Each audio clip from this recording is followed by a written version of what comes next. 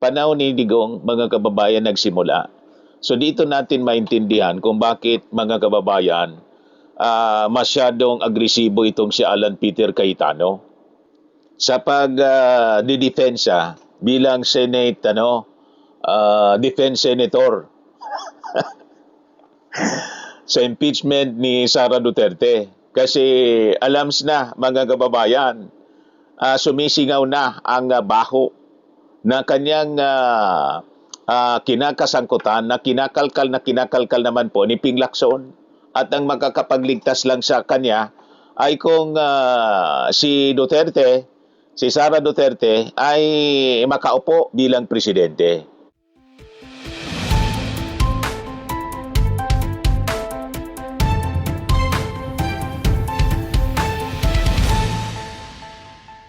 Hello po mga kababayan, si Dante Maravillas. May matinding pasabog na naman po itong si Senator Ping Lacson tungkol kay Alan Peter Cayetano. At may pasaring siya ngayon, mga kababayan. May latest siyang pasaring sa kanyang post sa X. Ito, sabi niya, sa kanyang post, Ping Lacson, ibang klase ring talento ang magsinungaling ng hindi man lang kumukurap. Pero ano naman ang tawag sa taong kayang simulan ang kasinungalingan gamit ang salita ng Diyos? Yan ang kanyang yan ang kanyang post ngayon, mga kababayan, ni Ping Lacson. Sabi niya diyan, it takes unusual talent to lie with a straight face, but starting a lie with quotes from the scripture is something else that only a devil incarnate may be capable of doing. As the Bible says, even the devil can quote scripture, sabi po ni Ping Lacson. Malinaw na patama, mga kababayan, kay Alan Peter Cayetano ng itsura. Parang yun na nga yung dinidescribe ni Ping Lacson. O, di ba? Una na, mga kababayan, in-expose ni Ping Lacson itong tungkol sa 42 ghost projects, illegal reclamation sa Taguig, kung saan pinapaimbestigahan na niya ito.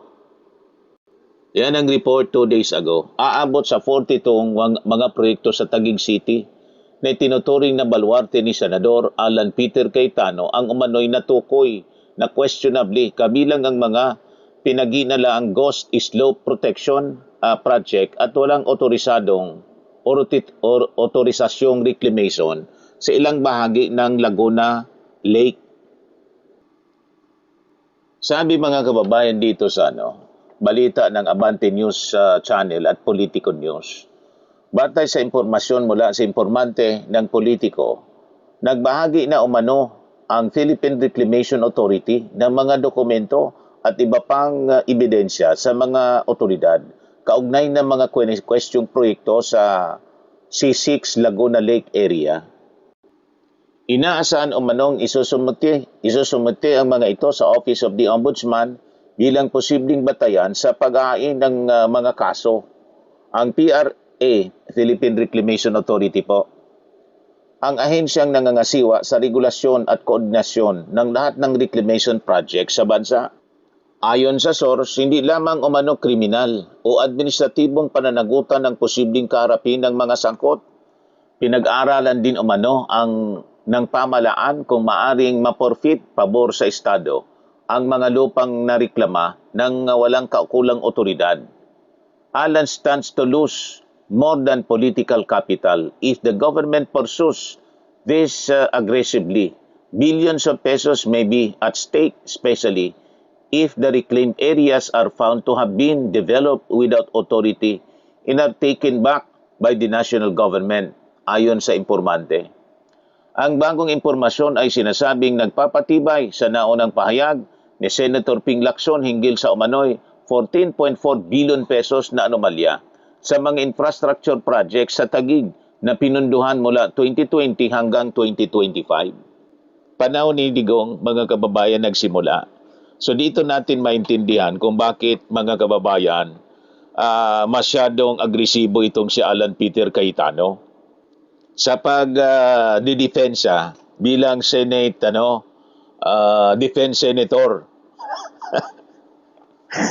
sa impeachment ni Sara Duterte. Kasi alams na, mga kababayan, sumisingaw na ang baho na kanyang kinakasangkutan na kinakalkal naman po ni Ping Lacson.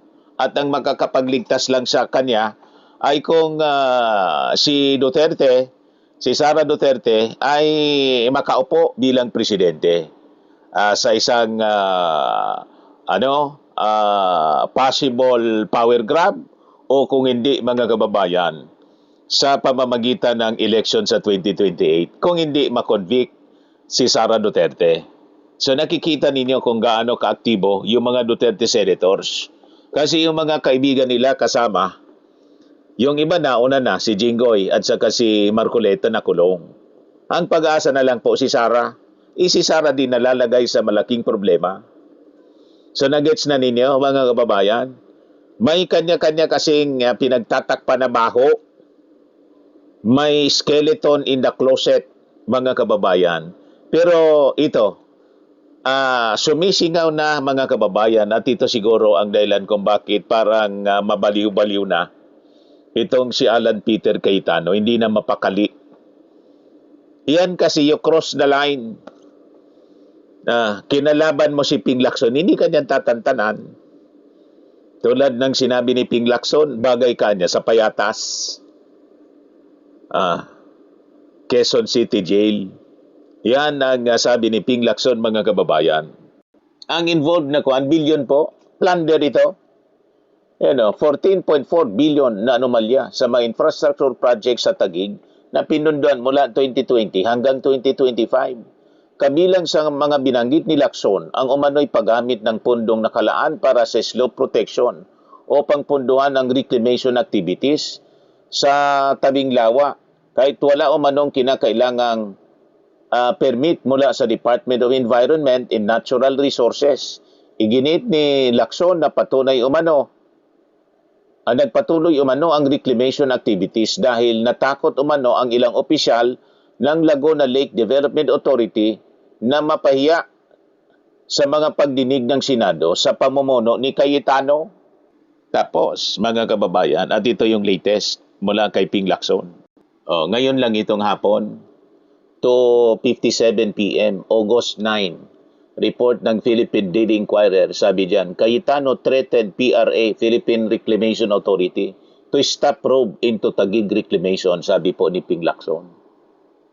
Tinakot daw, mga kababayan ni Cayetano, yung mga taga-PRA. You see? Sabi ko sa inyo, tama yung analysis natin. Itong si Alan Peter Cayetano, quote ng scripture, para pagtakpan yung kanyang mga kabuktutan. Para ipakitang may moral ascendancy siya. May moral authority. Parang si Kibuloy. Nabuking pa rin yung kabuktutan ni Kibuloy. Ayon, may extradition request na yung Amerika.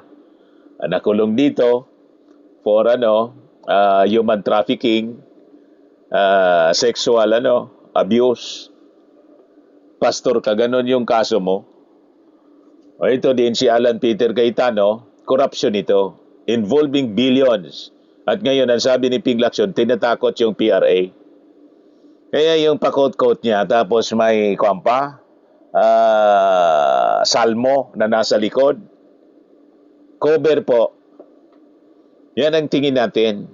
Cover ni Alan Peter Cayetano. Tulad ng sinabi niya doon sa impeachment trial, kami anyang mga neutral. Yan sabi ni Parigoy, tigilan mo niya, Alan, yung pagkukunwari mong neutral ka, kitang-kita. DDA senator, defense senator ka. Di ba? Tigilan mo na niya magkunwari na neutral kayo.